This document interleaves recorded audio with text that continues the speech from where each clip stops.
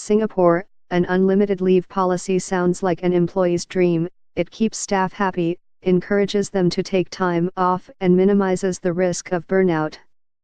But at some companies here whose staff had autonomy in deciding how much leave to take and when no questions asked, it did not quite pan out.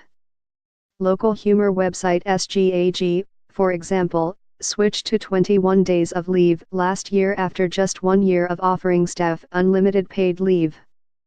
The problem? Some of its staff did not take leave instead.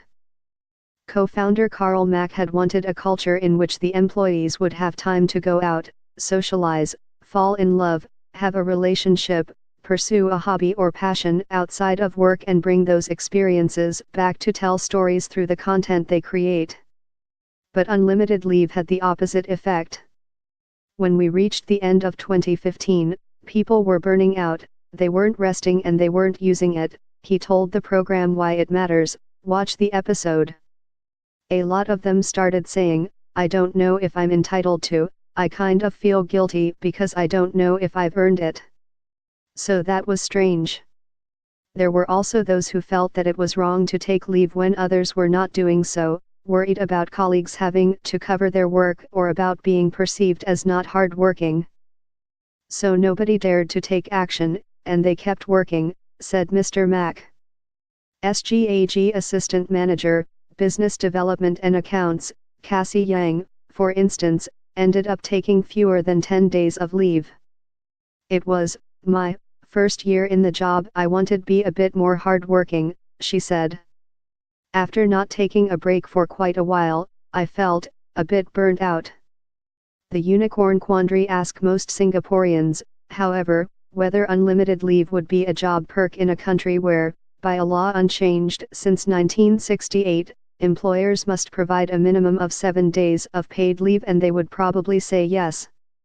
In 2015, recruitment agency Robert Half found that the one thing employees here want from their boss is more days off, which topped their wish list ahead of working from home or getting more training opportunities. To attract and keep talent, website designer Fix Digital was another company that implemented unlimited leave in 2015. But it was exploited by some employees, and managing director Darren Lim forecasted that there could be staff taking 40 days of annual leave. "Effectively, that's almost like spending a quarter of a year on vacation," he said. "What we realized is that the ones who worked the hardest and were the most deserving utilized it the least. The ones who didn't work the hardest would tend to take more leave."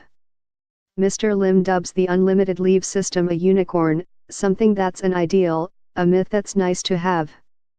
But when you put it into practice, from first-hand experience, from the companies that have implemented these systems, it's impractical, he lamented.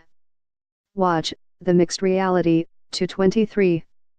The company has since modified its system, offering unlimited leave only to those who have worked at least a year in the firm and have shown good results. Taking responsibility.